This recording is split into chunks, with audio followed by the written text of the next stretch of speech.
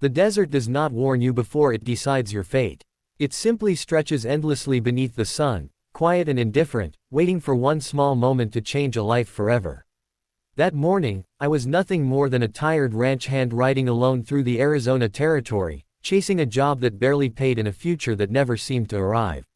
My horse plodded forward through dust and heat, and my thoughts stayed buried where they always were, in memories I didn't visit anymore. I believed the world had already taken everything it wanted from me. I didn't know it was about to give something back. I noticed her because the desert itself seemed to bend around her. A shape near a dried riverbed, unmoving, almost swallowed by sand and shadow. At first, I told myself it was nothing, maybe a fallen branch, maybe my eyes playing tricks under the sun.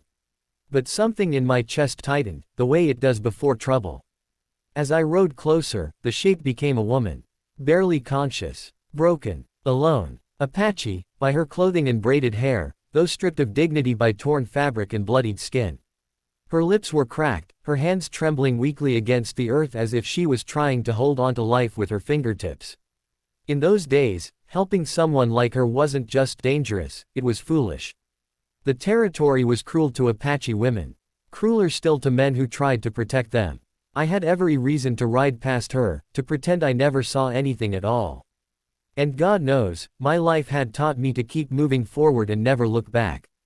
But when her eyes opened, just for a moment, and locked onto mine, I saw something deeper than fear. I saw the silent question every human asks when they're at the edge: will someone choose me? I dismounted slowly, hands open, speaking softly so she wouldn't panic. She tried to push herself up and failed. Her body gave out beneath her like it had already decided it was done. I knelt beside her, placed my canteen near her lips. She hesitated. Apache pride runs deep, but thirst won. She drank as if the water itself were life, spilling down her chin. I wrapped my coat around her shoulders, shielding her from the sun. Her skin burned beneath my fingers. She was dying out here.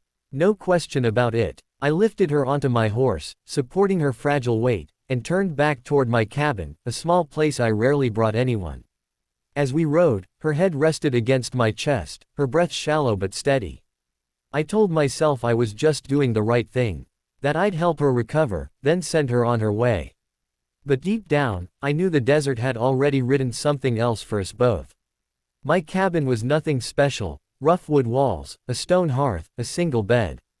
But it was shelter, and shelter means survival. I laid her down gently and cleaned her wounds the best I could. Her ankle was badly swollen. Rope burns circled her wrists. Bruises darkened her arms. Whoever had held her hadn't cared if she lived or died. When she woke hours later, she watched me closely, every muscle tense. I gave her space. Trust isn't given, it's earned. Her name was Ayanna. She spoke it softly, as if afraid it might be taken from her too. She told me little at first, but over time, the story came out in fragments. She had been captured during a raid, separated from her family, passed between men like currency. One night, she ran. Ran until her feet bled. Ran until her body collapsed. And that was where I found her, between life and death, with nothing left but hope she barely believed in. Days passed. She healed slowly. I shared my food, my fire, my silence.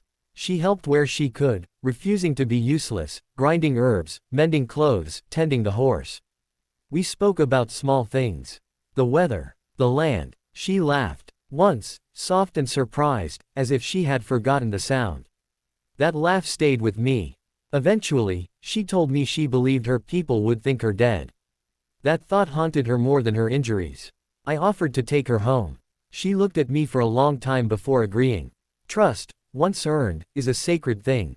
The journey was dangerous. We traveled by night, hid by day. More than once, men crossed our path who looked at Ayanna the way predators look at prey. Each time, I stood between her and them, heart pounding, gun ready. And each time, she stood with me, not behind me. Strong, unbroken. Somewhere along that road, I realized something uncomfortable and beautiful: saving her wasn't the point anymore.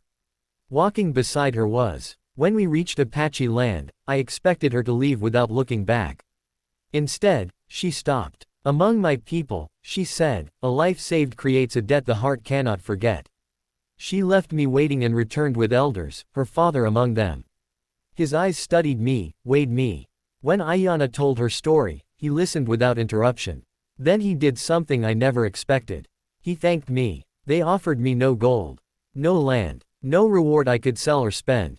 What they offered me instead shocked me to my core. They offered me belonging, a place among them, protection, purpose, family. I had spent my life believing I was meant to walk alone. That kindness was something you gave, not something you received. Standing there, surrounded by people who owed me nothing yet offered me everything, I finally understood the true weight of compassion. I stayed with them for a season.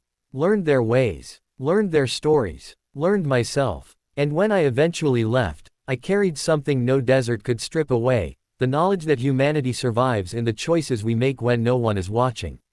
I rescued an Apache woman. But what she gave me in return was far greater than survival. She gave me home.